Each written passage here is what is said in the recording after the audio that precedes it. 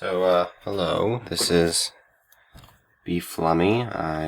Sorry it's been a while. I've had a lot of technical difficulties doing stuff, and I haven't been able to really do a good job. But this should work. I don't know how the lighting will go or how the audio will go, but we'll just jump right in. I figured, it's been a while, so I'll do something small. And my old stuff is really bad. So let's just jump right in, and I'll do a little bit of face. Most people know how to do a front of a face. Something that I've struggled with a lot is the side of a face. So jumping in here, you get your circle out, and this is how I do it. This is not maybe the only method, but find your own way. So I usually start with the front of the face. You go down, maybe at max like halfway. Like if you take half of the circle and you put that down, you go halfway. But I'm gonna go here. I'll make this a boy because those usually are easier. Girls take a little more charm that I don't have. So then, you make this jaw. It's for boys. It's a lot more angular. Girls, it would be a little more smoother, but it would still have an angle at this little point right here.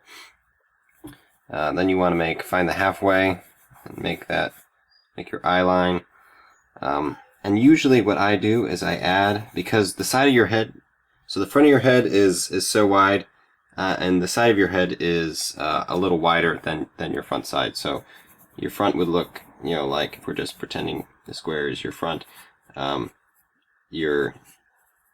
side of your head is much wide. It's wider by a little bit.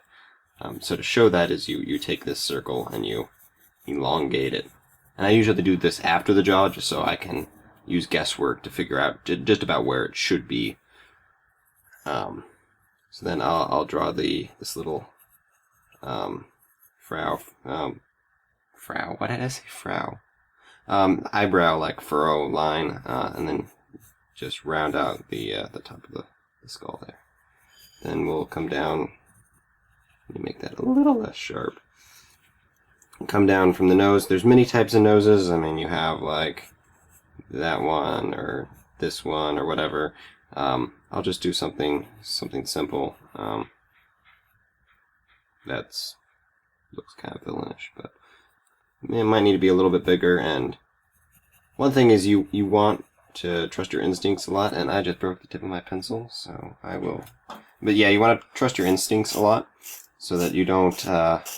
Your instincts are usually right. It's like tests and things. When you have to answer a question that you don't know and you're guessing, your instincts usually know better than you. So you want to follow those when you're drawing too. So yeah, then the lips, it comes out at this angle, comes down, and the lower lip comes out a little less. And one problem that I have is this sometimes looks very girly, which no offense to girls, but it just seems to look girly. But the fact is, this is what people's mouths actually look like. Whether or not you realize it that way. So I'm drawing the eye. The eye is going to be a little more smushed than the front view, but I tend to make it larger than it would be in real life, just so it's easier to see the emotion in it. And then we're going to do an ear. Ears are always fun to draw because depending on the age of the person, the ear is actually changes size. They usually always start around at the eye line, or maybe a little bit higher. And the younger the person, it won't go as low, and their jaw will, if it's like a baby, their jaw will only be up to like here. And so it will look better. But the older they get, the lower their ear goes. So ears are great indicators if you want to show age. You have a long, narrow, wobbly ear, like we'll show you here. Not wobbly ear, but yeah, you just get a longer ear, and it makes them look older. You also add a bunch of the wrinkles and stuff like that because older people have wrinkles. No offense to older people, but that's just the truth of things. Then from there, I'm just gonna put the eyebrow on, do that. The neck comes out of the base of the skull, right about here, and comes out of the front. And then you want to have this little like layer of skin that comes out of the jaw. So here's the jaw, and out of the jaw and connects with your neckline. I'm not going to worry too much about what's down here. I'm focusing mostly up here. Oh, that is. Sorry, that was at the very top of your vision most of the time. Like I said, this is a new arrangement. We'll see how it works. So, continuing on, I'm just gonna add to make him look a little bit older. So the other thing about the neck is boys have, the Adam's apple, which kind of juts out a little bit. I've never really done very well with Adam's apples, so you might want to go somewhere else to learn them for now. The neck also has a muscle that comes down, so depending on how muscular a person is, or how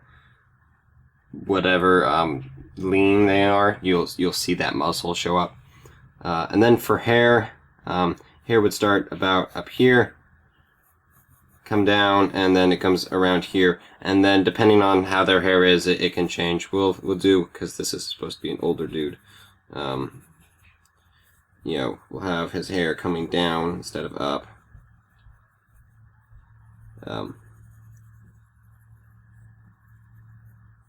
And we'll actually see if we can give him a bit of a bald spot. That's something I don't usually do, or I haven't really got too much experience with that, so you'll just have to bear with me. Try new things. That's what you do. That's how you learn to become an artist. So that's a terrible bald spot. Bald spot, but you get the idea.